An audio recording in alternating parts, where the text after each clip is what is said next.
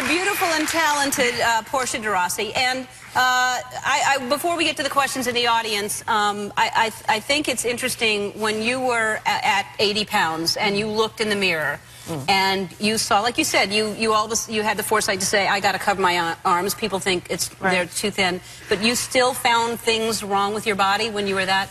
Right. I mean, I think that there's that classic image of the anorexic girl looking into a mirror and seeing a really heavy girl reflected back at her. And that's not really how it was for me.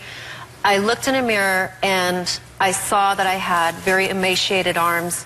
I saw my bones and I knew that I was underweight. But my eye went straight to the inch of fat that I still had on my stomach and the fat that I still saw on my thighs. And it still does. You know, that's kind of what I do when I look in the mirre. I go to those things that I don't like. When you look in the mirror today, you see... Well, when I look in the mirror today, I mean, I really do accept myself from head to toe. This is exactly the weight that I'm supposed to be. This is exactly what... I mean, it's like I've realized it's taken me a long time, but you can't fit a size 8 foot into a size 6 shoe. It's just not going to happen. So... when I look in the mirror now, I realize that this is what I'm supposed to be. And although they are, like... I mean, I don't think that I'm perfect at all. I do. Come on. I do. But, I mean, I accept the fact that I'm not perfect, and that's the difference. You know, and I would never, ever jeopardize my health or my sanity to try to get those thin thighs that I was always after. Yeah. Everybody has one part of their body that you look at and your eye goes straight to it, and it's your area that you have that one issue with. We have questions from the audience. Where's Mandy Stevens? Hi, Mandy. Hi. Come on out.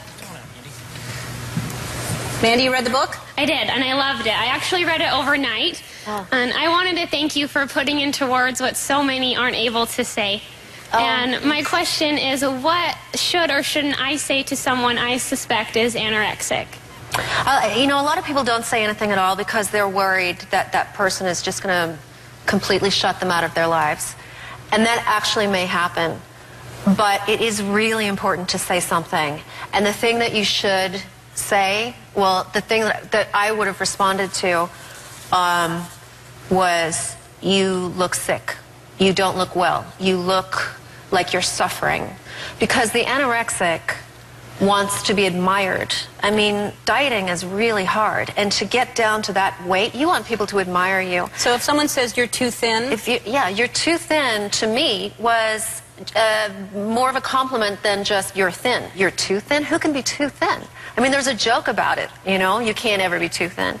So that just felt like a compliment. And even, you know, I'm worried about you, kind of felt like, I'm worried about you, you're too thin. It was like love wrapped up in a compliment. You know, it's like, oh, she's worried about me, she cares about me, and yet I can't really be too thin. So anything that would suggest that that girl is not as in control as she wants to appear to be is a better thing. Because an anorexic wants control more than anything. So looks like you're out of control, looks like you're sick. Like, yeah. Thank you for reading it in one sitting. It's a great, is it great? It was great. You should all read it. It's a great book. Thank you so much, Mandy. All right. Ashley Kuchenmeister. Hi, Portia. Hi, Ellen. Hi. I just received the book a couple days ago, and it was great. The message in it is so important. And before I actually started reading it, I was flipping through looking at the pictures, and there was one picture in particular where I recognized that you were definitely thin, but the thought popped in my head, man, her legs look great. I wish my legs looked a little more like that. And then in actually reading the book, I realized that you had alternated those photos with a conversation with your doctor where he was basically telling you you were destroying your body to look like that. And that was a really powerful moment for me and made me realize these images are so deceiving. Yeah, and so I want to know your thoughts on how the media portrays women. Well, I think that, first of all, those pictures, a little airbrushing, I would have looked great. I think it's a real problem. models these days are as young as 14 years old, before their bodies have even had a chance to develop, before they even get curves and become women. They are held up as images of the perfect, ideal female form. And it's really, really damaging, because as a 40-year-old woman, as a 30-year-old woman, we should not be looking at little kids to try to emulate their bodies. It's just, there's something really, really wrong with that. Yep. And I also think that airbrushing is a real problem, because, you know, in order to be that ideal image, you have to diet. I mean, there's no way around it.